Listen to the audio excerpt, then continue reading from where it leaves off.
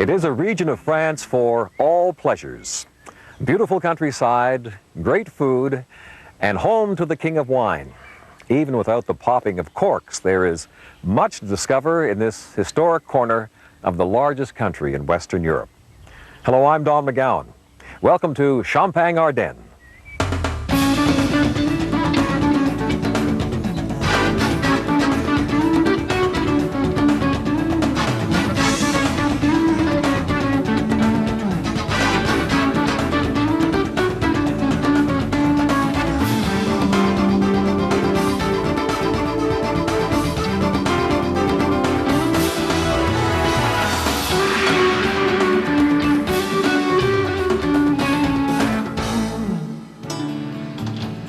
The town of Châlons-en-Champagne, 160 kilometers east of Paris, was our base as we set off to discover the Champagne-Ardenne region.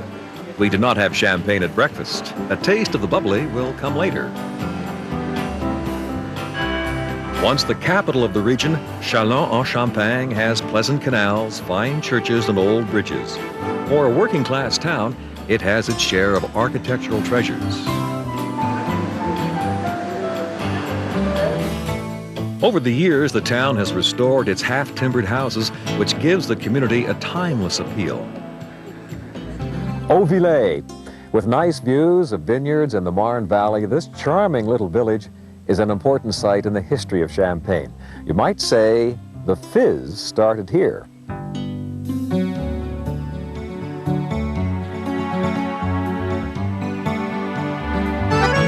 Greeting by Giggles. Auvillers is a very pretty old stone village, sleepy almost, a delightful introduction to Champagne country in northeastern France. Auvillers is one of those love-at-first-sight hamlets. You will want to linger here.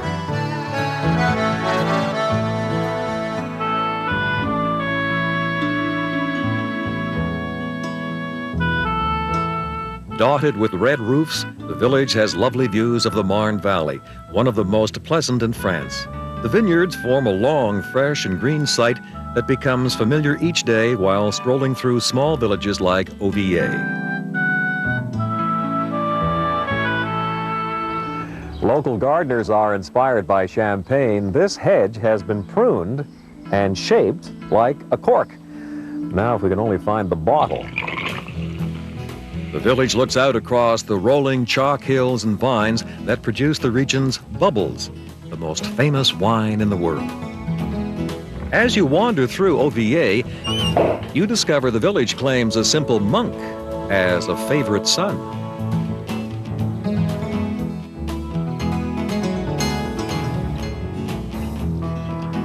Champagne, the world's most celebrated wine. No other wine is so associated with joy and festivity, and it was an accident of history that made this region famous. In the 17th century, a local cellar master added yeast to his winemaking to accelerate the process. The result was exploding bottles. Those bottles that did not explode contained wine that popped. The father of fizz was Dom Perignon. You know, his name is on the label. Dom Perignon lived in the village for 47 years. The historic abbey, founded in the year 660, is open to the public every day. The abbey was the center of religious and artistic life and is lovingly cared for by the 850 residents of the village.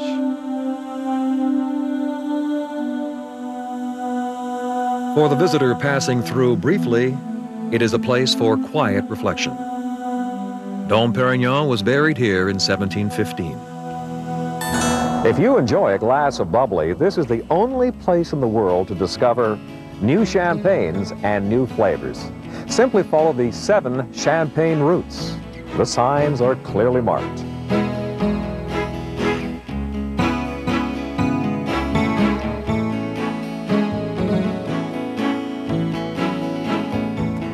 Grapes called Pinot Noir, Chardonnay, a soil that is chalky, a cellar with a constant temperature.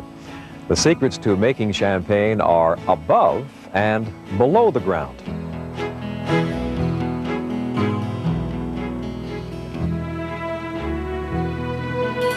The capital of Champagne is Epernay. As you walk along the Boulevard de Champagne, you'll appreciate the size and importance of the champagne industry. House after house, you'll recognize those famous brand names.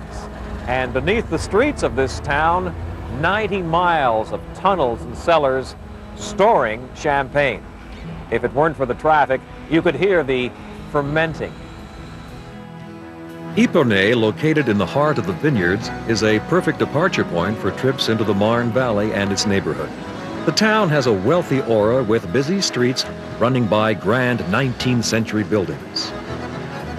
Some of the world's top champagne producers are located here. You'll recognize their names. You have consumed their legendary wine to celebrate a special occasion.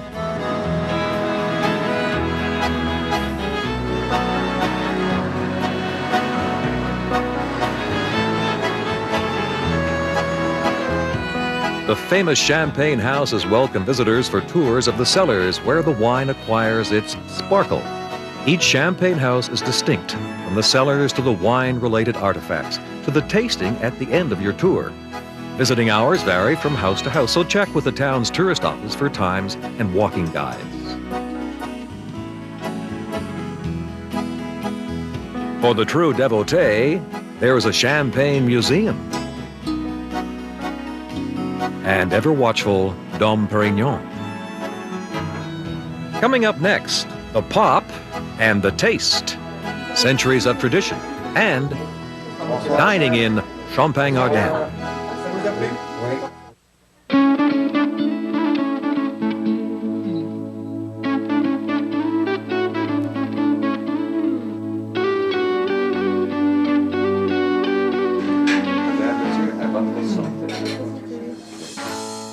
A short drive north of Epernay is the oldest champagne house in the region.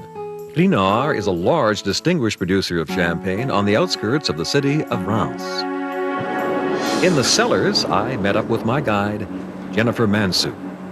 The cellars are overwhelming, and the first impression is that time stands still here. Exactly. Of course, it's quite a different universe once you're down into the cellars, and things haven't changed over centuries. You couldn't reproduce this scientifically, could you, elsewhere? Not really. Not really. Here, of course, we do have the perfect conditions and natural conditions as well. Now, here we've just actually taken a step back in history of approximately 2,000 years of the origin of what are called crayères, or chalk quarries.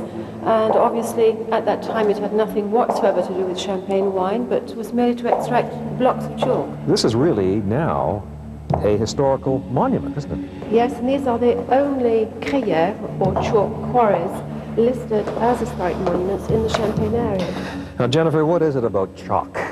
Well, obviously, the chalk is extremely important for us because it will give us the ideal conditions in the cellars, temperature and humidity-wise.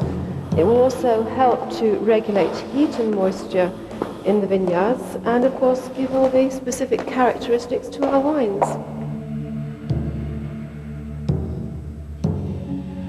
How long does a bottle remain a resident here? That will depend on the type of champagne, the blend we're producing. In general, if it's a non-vintage champagne, it will be 3 to 4 years, and then for a vintage, 4 or 5 years. And for the prestige blends, very, very special champagnes, a minimum of 7 years, and that is minimum. What is he doing? Now, this is the remueur who's actually doing the operation called the riddling, which will actually enable us to bring down all the sediment which is left with the second in-bottle fermentation. Just look at the speed. Is speed important? Well, you can actually turn approximately 4 bottles per second, and on average 40,000 bottles a day. How does one properly uncork a bottle of champagne? Well, Professor Jennifer shows me how. First of all, remove the outer foil completely. Then untwist the wire. There will not be a launching of the cork either. No, hopefully not. Remove what is called the muesli, then hold the cork, twist it gently, and there we are.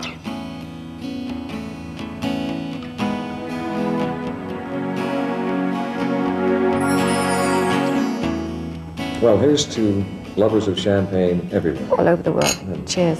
Thank you, Jennifer. Another pleasant surprise along the Champagne route, the museum of producer Launois Père et Fils. For 25 years, the family has been collecting items and machinery related to the winemaking industry. The fascinating assortment of artifacts now numbers 6,000. The collection is so huge, it has spilled over into another building across the road. When the family acquired this centuries-old wine press, they dug up a garden and built a room over it. The rooms are used for gourmet dinners and regular champagne tastings. The museum includes parts of a destroyed wine cellar. The old stones were disassembled and reconstructed here. The Launois family has a profound sense of their place in the community, and so they should. They've been making champagne since 1872. When it comes to food and wine dominates in this region, although there are some interesting local specialties: pig's feet, pâtés, and a delicious white sausage. Some great local cheeses, too, all washed down, of course, with champagne. Back at our base in Châlons-en-Champagne, the chef at Le Renard prepared some specialties of the hotel. Stuffed sole with scallops, asparagus with a light cream sauce, very tender entrecôte with a pepper sauce, and for dessert, strawberries with a raspberry sauce. Madame, Monsieur, à votre santé. Just another night in Champagne-Ardenne. Coming up next, the beautiful city of Troyes and spectacular Langres.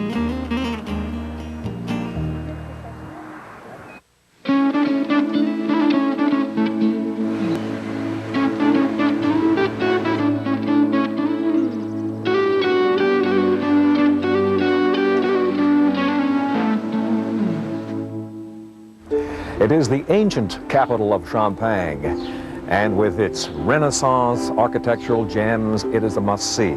This is Troyes, and the locals like to point out that the ring of boulevards around the town is shaped like a, you guessed it, champagne cork. Anyway, the town, like the wine, sparkles.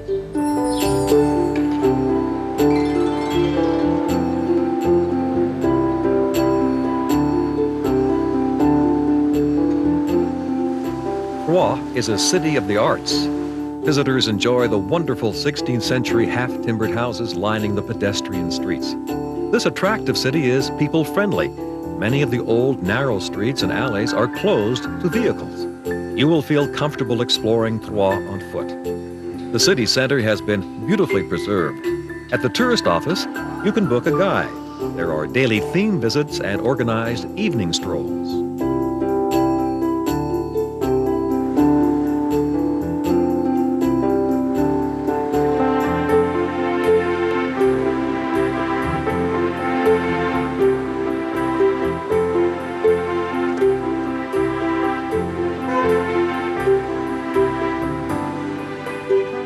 Walking these streets is like taking a journey into the past, thanks to the atmosphere of the Middle Ages. The streets pass houses built after the famous fire of 1524. Centuries ago, the Champagne fairs were held here. Troyes was a bustling commercial center. Renaissance mansions, very good museums, and outdoor cafes. You'll need a full day to enjoy it all.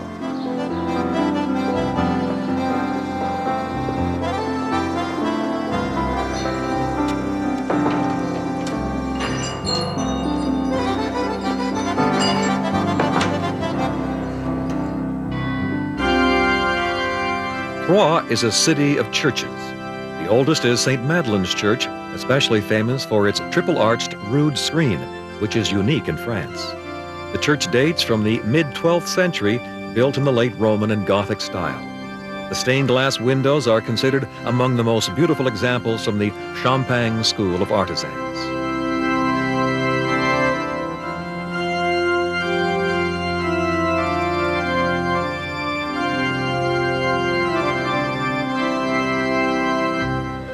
And a shopping reminder, Troyes is the knitwear capital of France. Bonjour. Bonjour, bonjour. C'est nous. Allez, bonjour, bonjour.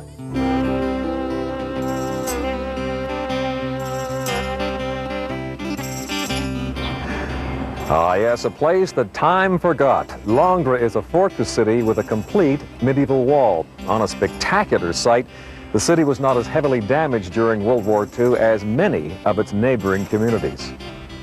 The streets are so well preserved, they will tell you here that if you left in the 18th century and returned today, you would still be able to find your way around. And so, as I check my 300-year-old street map,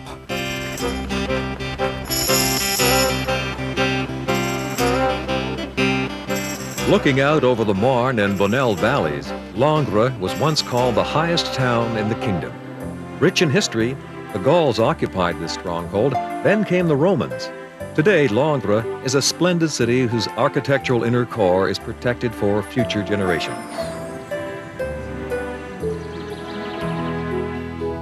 The first secular nurse in North America and the founder of Montreal's Hôtel Dieu Hospital, Jeanne Mance, was born here in 1606.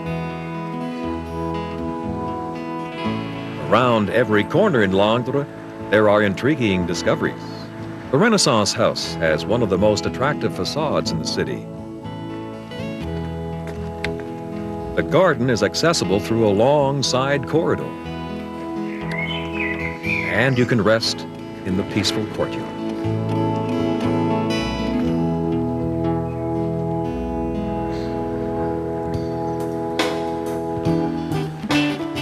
Pick up some fresh fruit as you walk the ramparts. As a frontier town for many centuries, the town's fortifications date back to the 3rd century. Check out those passing chariots. Coming up next, a world-famous cathedral, where World War II ended, and modern Reims. Travel flew to France courtesy of Air France. Air France, making the sky the best place on earth.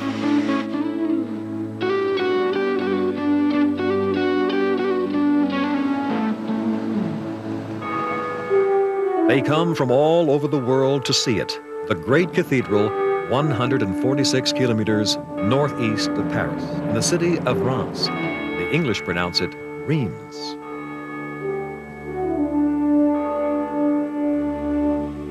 Construction of the cathedral began in 1211 and was finished a century later, the Twin Towers being completed at the end of the 15th century. it is the magnificent Gothic cathedral that dominates the city. Comparable in size to Notre Dame in Paris, this was the site of royal coronations. 22 kings of France were crowned here because they felt they received their power not from the people, but from God. For his coronation, Charles VII was accompanied by Joan of Arc in 1429. I hope you're taking notes in all this. The many splendored patterns and the stained glass enthralled visitors to one of the world's most famous cathedrals.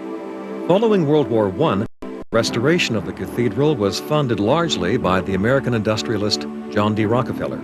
Surprisingly, the cathedral escaped the Second World War relatively unscathed.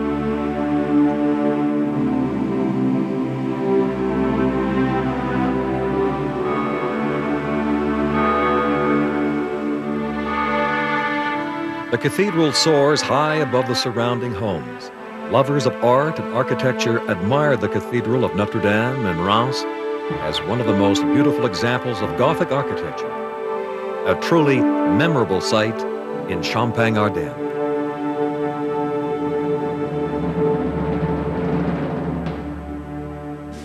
With its legacy of war and power, Champagne-Ardenne has had its bleak periods. This richly historic city of Reims was almost completely destroyed during World War I. Homes and buildings had to be rebuilt. Then, 22 years later, came the 4-year German occupation during World War II. The modern technical college, once a small schoolhouse, was the site of the German surrender on Monday, May 7th, 1945. This was Eisenhower's headquarters. In this room, now a historic monument, General Jodl signed the unconditional surrender of the German army, ending the war in Europe. The room has been left exactly as it was on that historic day. Eisenhower, the supreme Allied commander, refused to meet his defeated enemies. Battle maps detailing railway routes remain on the walls, as they were on the day of the surrender. There is a fascinating collection of photographs depicting the illustrious war personalities from that dark period of 20th century history. The small museum tells the story of a city occupied, then later, its role as an important supply base for Allied troops.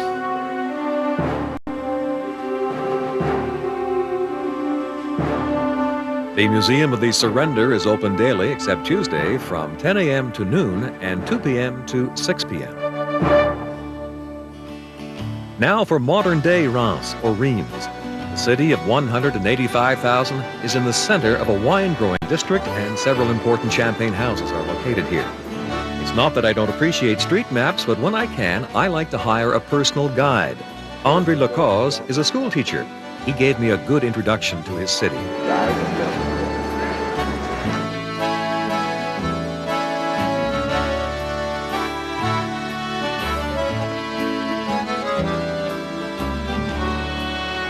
Once a major thoroughfare, this broad avenue is now a pedestrian street lined with outdoor cafes, swank restaurants, and upscale shops. It's the city's best spot for people watching, a place to see and to be seen.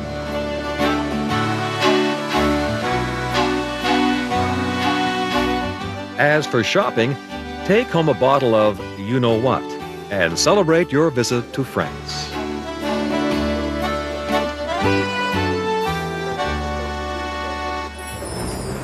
In Champagne-Ardenne, food and wine are an important part of your holiday. So we close with a word on the venerable potato. In the 19th century, street merchants with deep fryers on rollers would cut potatoes into thin sticks, fry them, then wrap them in a paper cup. So we thank the great French chefs for coquille Saint-Jacques, tarte au citron, and les frites. For Travel, I'm Don McGowan. Goodbye from France. Garçon, le ketchup, s'il vous plaît.